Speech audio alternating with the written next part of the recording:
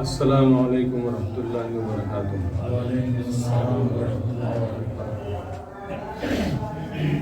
الحمد للہ رب العالمین والعاقبۃ للمتقین والصلاة والسلام علی سیدنا وسید المرسلین وعلی آلہ واصحابہ اجمعین، اما بعد، فاعوذ باللہ من الشیطان الرجیم، بسم اللہ الرحمن الرحیم، قل رب ارحمہما کما ربیانی صغیرا، صدق اللہ مولانا العظیم وصدق رسولہ النبی الامین الکریم، ونحن علی ذلک لمن الشاہدین والشاکرین، والحمد للہ رب العالمین۔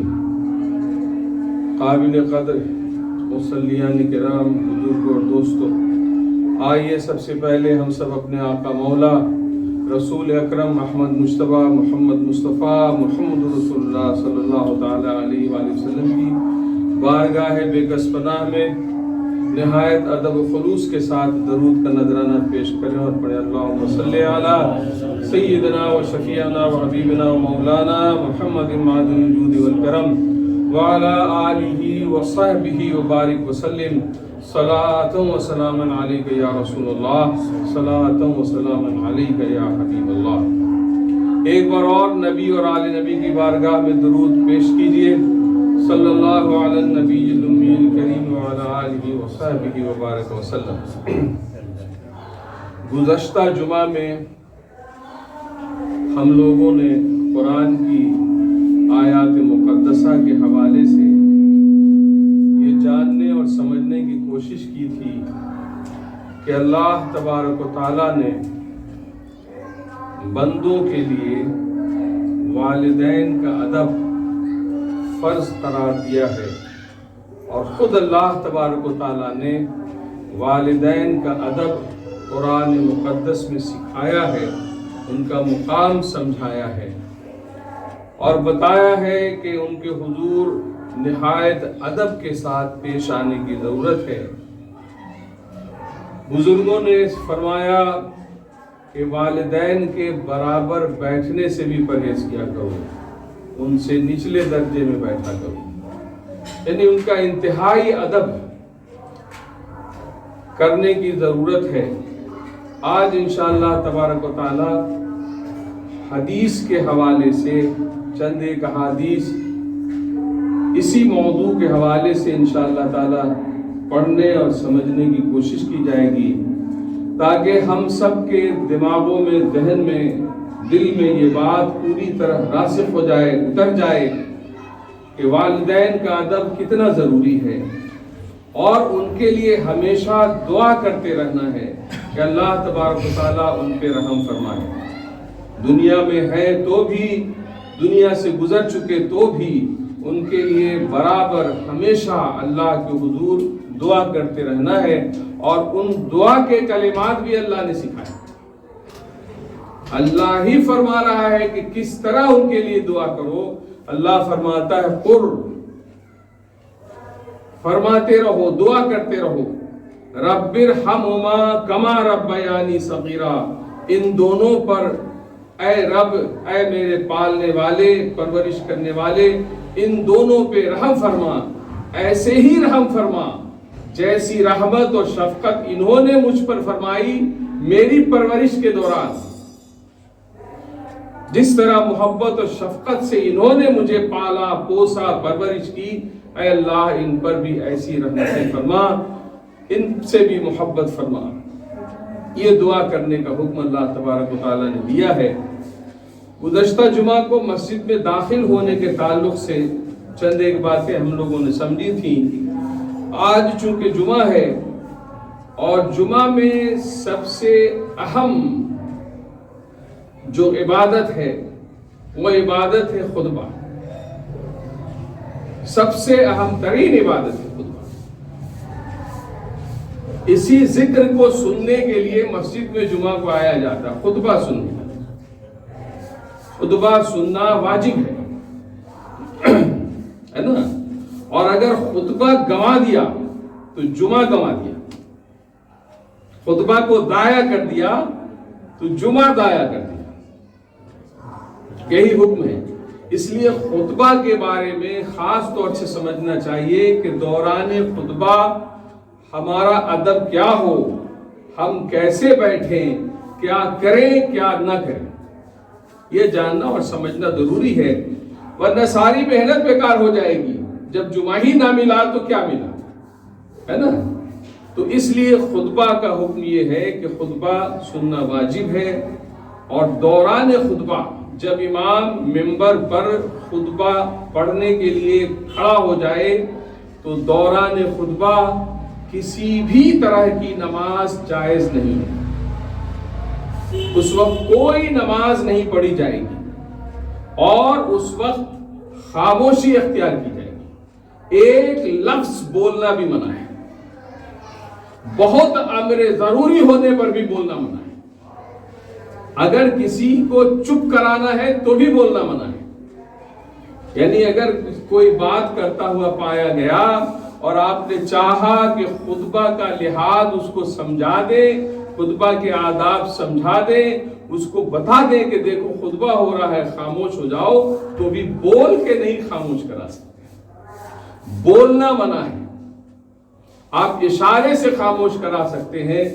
زبان پر الفاظ کا آنا خطبہ کے درمیان منع ہے. اس وقت اگر بولے گا کوئی تو صرف خطیب امام منبر پر خطبہ بولے گا، بقیہ سب خاموش رہیں گے. ایک لفظ نہیں بولنا ہے.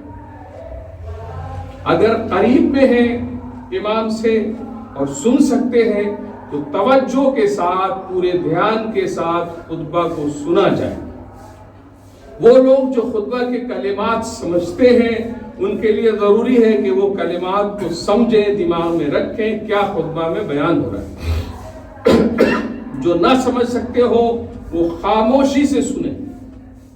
بولنے کا حکم نہیں ہے نا. یہاں تک کہ خطبہ کے کلمات میں اگر درود شریف پڑھا جا رہا ہو، ہے نا، یا درود شریف کی آیت مبارکہ قرآن پاک کی آیت مبارکہ پڑھی جا رہی ہے جس میں درود پڑھنے کا حکم ہے، اس وقت بھی زبان سے درود پڑھنا منع ہے. پڑھنا بھی ہے تو دل ہی دل میں درود پڑھیے، یہاں تک کہ زبان پر درود کے کلمات بھی نہ آئیں، ہے نا. خطبہ کا یہ حکم ہے. السلام علیکم.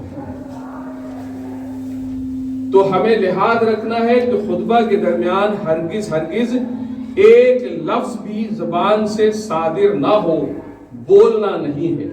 بزرگوں نے فرمایا کہ خطبہ میں بیٹھا کیسے جائے، تو جس طرح ہم نماز میں قعدہ میں بیٹھتے ہیں اسی طرح بیٹھنا ہے، 2 زانو.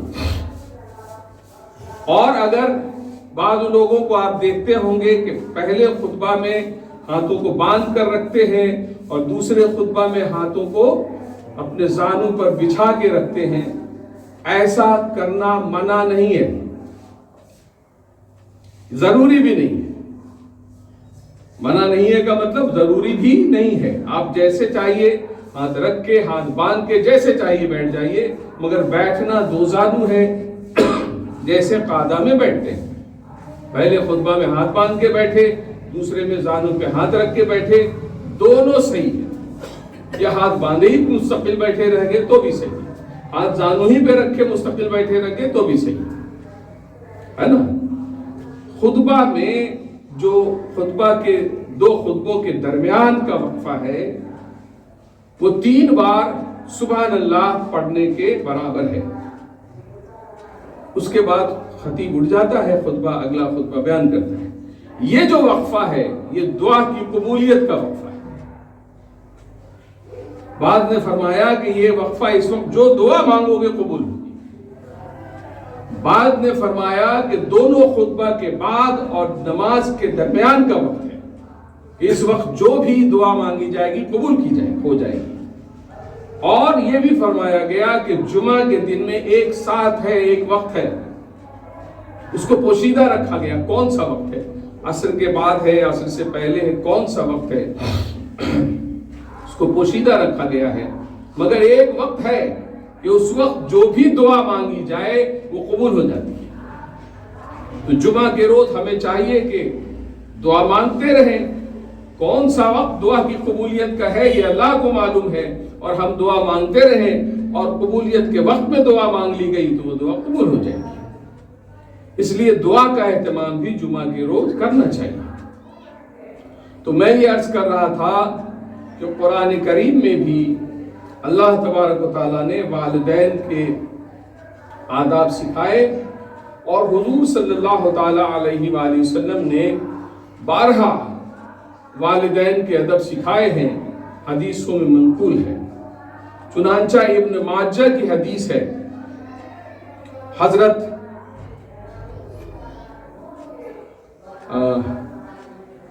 ابی امامہ رضی اللہ تعالی عنہ اس کے راوی ہیں. آپ فرماتے ہیں کہ ایک شخص حضور کی بارگاہ میں آیا، ان رجلا قال یا رسول اللہ ما حق الوالدین علی ولدہما، اور پوچھا کہ یا رسول اللہ صلی اللہ تعالی علیہ وآلہ وسلم والدین کے حقوق ان کی اولاد پر کیا ہے، کیا کرنا ہے اولاد کو اپنے والدین کے تعلق سے. تو حضور نے کیا خوبصورت جواب دیا ہے، قربان ہو جانے کی بات ہے، سارا راز سمجھا دیا صرف 2 لفظ. آپ نے فرمایا ہما جنتک و نارک. کیا ہی خوبصورت بات ہے. فرمایا یہ دونوں تمہارے ماں اور باپ تمہارے لیے جنت بھی ہے اور جہنم بھی ہے. ان کو اگر تم جنت سمجھو تو تمہارے لیے جنت ہے، اور ان کو اگر جہنم سمجھو تو تمہیں جہنم تک پہنچا دیں گے.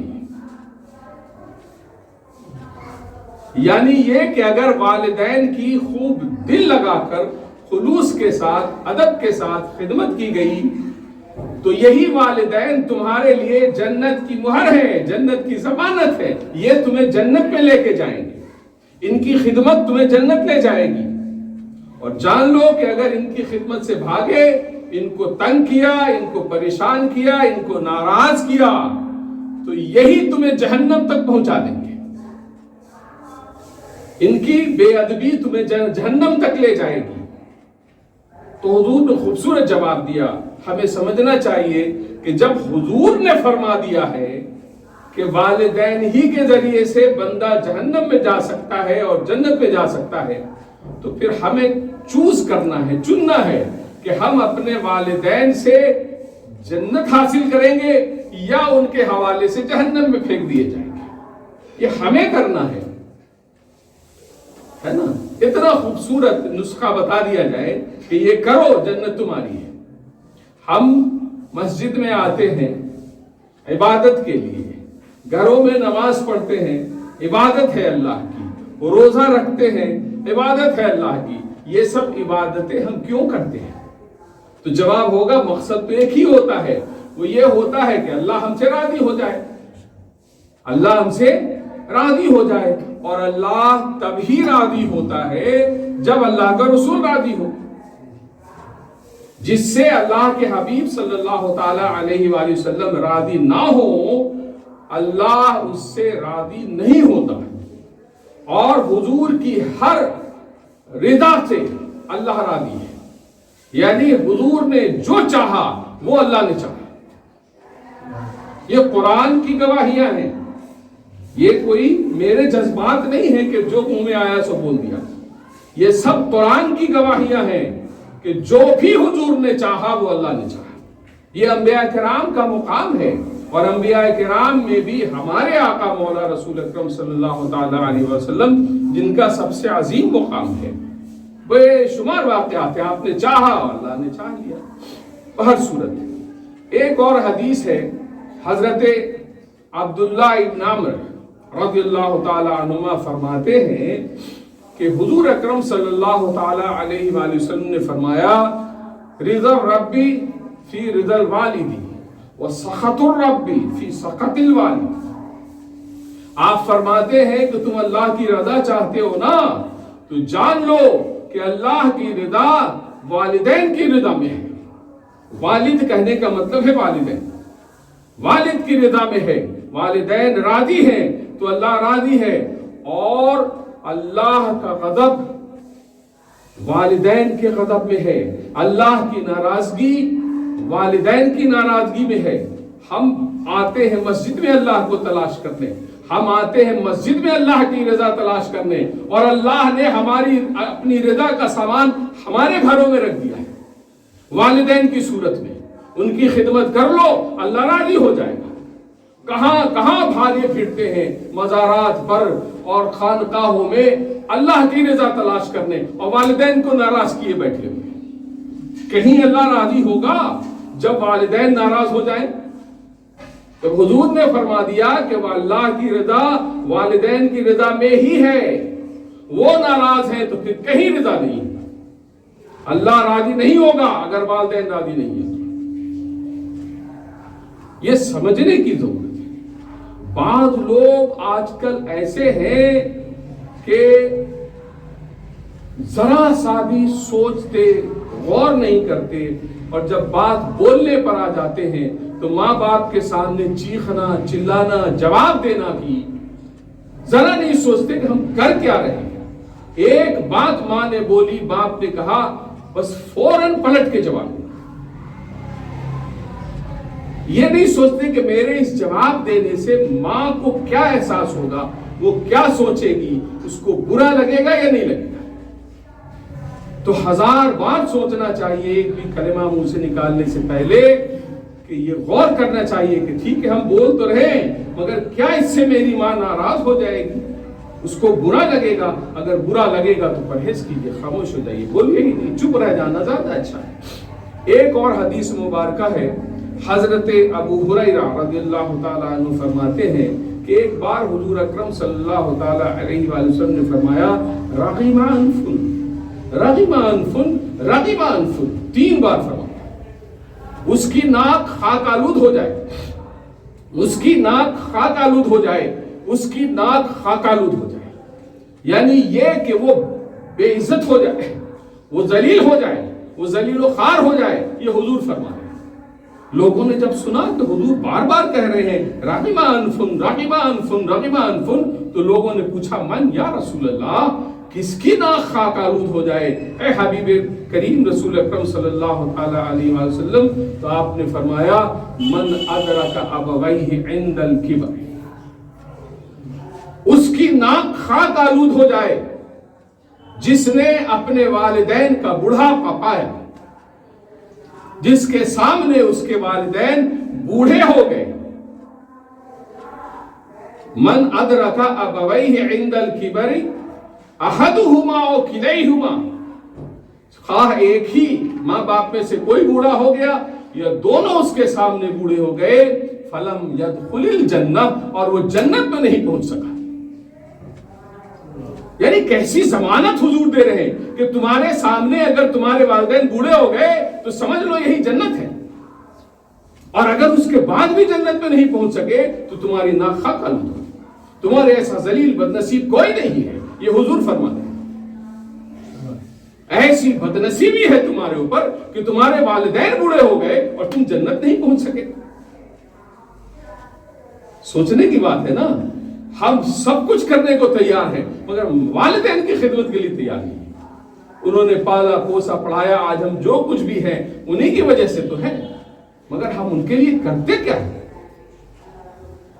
یہ سوچنے کی ضرورت ہے۔ اور بھی کئی حدیثیں ہیں، وقت نہیں ہے، ایک آثار ایک واقعہ سناتا ہوں، بلکہ حدیث ہے۔ حضور اکرم صلی اللہ تعالی علیہ وآلہ وسلم کے پاس ایک نوجوان آیا، اور آنے کے بعد اس نے حضور سے کہا کہ یا رسول اللہ، میرا باپ مجھے بہت پریشان کرتا ہے، جو کچھ میں کما کے لاتا ہوں سب مجھ سے لے لیتا ہے نا۔ اس نوجوان نے کہا کہ میرا باپ بہت پریشان کرتا ہے، میں جو کچھ کماتا ہوں وہ مجھ سے لے لیتا ہے۔ تو حضور نے کہا ٹھیک ہے، بلاؤ اس کے باپ کو، اس سے دریافت کیا جائے کیا ماجرا ہے۔ باپ جو آیا تو وہ اتنا ضعیف کمزور تھا کہ لاٹھی کے سہارے سے آیا، لکڑی کے سہارے سے آیا۔ حضور کی بارگاہ میں جب وہ آ گیا تو حضور نے پوچھا، دیکھو تمہارے بیٹے نے تمہارے خلاف یہ شکایت کی ہے کہ تم اپنے بیٹے کو پریشان کرتے ہو اور یہ جو کچھ کما کے لاتا ہے سب اس سے لے لیتے ہو، تو باپ کا جواب سنیے اور قربان جائیے ایسے جواب۔ کیا خوبصورت جواب اس نے دیا ہے، اس میں انتہائی بے حساب سبق ہے، خوب سمجھنے کی ضرورت ہے۔ اس بوڑھے باپ نے کہا کہ یا رسول اللہ، یہ میرا بیٹا ہے، ایک دن یہ میرا بیٹا ضعیف تھا، کمزور تھا، ضعیف کا معنی کمزور تھا، اور اس وقت یہ فقیر تھا، اس کے پاس کچھ نہیں تھا، یہ چھوٹا تھا، کمزور تھا، یہ فقیر تھا، اور اس وقت میں قوی تھا، میں طاقتور تھا اور میں غنی تھا، میرے پاس مال دولت سب کچھ تھا، تو میں اسے مال و دولت دینے میں کبھی ہاتھ نہیں موڑا، یہ جو چاہتا لے لیتا، میں نے کبھی نہیں روکا۔ جب میں امیر تھا، میں غنی تھا، میں طاقتور تھا، یہ کمزور تھا، یہ غریب تھا، تو میں نے تو اپنے مال میں سے اسے لینے سے کبھی نہیں روکا، جو چاہا اس نے لیا۔ آج میں کمزور ہو گیا ہوں، میں بوڑھا ہو گیا ہوں، آج میں غریب ہو گیا ہوں، اور یہ کماتا ہے، یہ غنی ہے، آج مجھے اپنے مال دینے میں یہ کنجوسی کرتا ہے۔ حضور کی آنکھوں سے آنسو جاری ہو گئے، آنکھوں سے آنسو جاری ہو گئے۔ آپ فرماتے ہیں کہ اگر کوئی پتھر بھی یہ واقعہ سن لے تو وہ رونے لگے گا۔ حضور فرما رہے ہیں کہ اگر پتھر بھی یہ بات سن لے تو اس کے آنسو جاری ہو جائیں گے۔ یہ ایسی بات ہے کہ جب بوڑھا کمزور ہو گیا ہے تو بیٹا اس سے پوچھ نہیں رہا ہے۔ حضور نے فرمایا باپ سے، بیٹے سے، ہے نا، کہ یہ جو تم ہو اے لڑکے، تو اور تیرا مال سب کچھ تیرے باپ کا ہے، فیصلہ کرنا، پوری تیری ذات، تو مکمل، اور جو کچھ بھی تو کما کر لائے اس میں سے کچھ تیرا نہیں ہے، سب تیرے باپ کا ہے۔ اگر وہ کچھ دے دیتا ہے تیری کمائی میں سے تو شکر کر اس کا، تو غنیمت ہے کہ وہ تجھے دیتا ہے، ورنہ تیرا اختیار ہی نہیں ہے اپنی کمائی پر۔ تو جو کچھ کما کر لاتا ہے اس میں سے کچھ بھی تیرا نہیں ہے، کیونکہ تو خود تیرا نہیں ہے، تو بھی اپنے باپ کا ہے۔ یعنی بیٹا باپ کا مال ہے، اور اس مال کی کمائی بھی باپ کا مال ہے۔ بات سمجھ گئے؟ تو بیٹے سے بڑھ کر باپ کو اختیار ہے کہ اولاد کی کمائی میں سے، اس کے مال میں سے جیسے چاہے تصرف کرے۔ بیٹے کو حق نہیں ہے کہ یہ کہہ دے کہ آپ نے کیوں خرچ کر دیا۔ یہ حق سمجھنے کی ضرورت ہے۔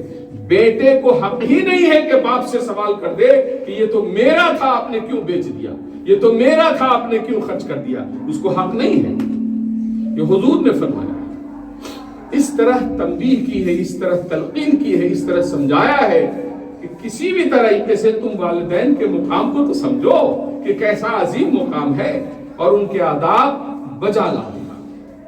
وصلی اللہ تعالی علی خیر خلقہ ونور عرشہ سیدنا محمد وعلی آلہ واصحابہ وذریاتہ وآل بیتہ واولیاء امتہ اجمعین برحمتک یا ارحم الراحمین، وآخر دعوانا ان الحمد للہ رب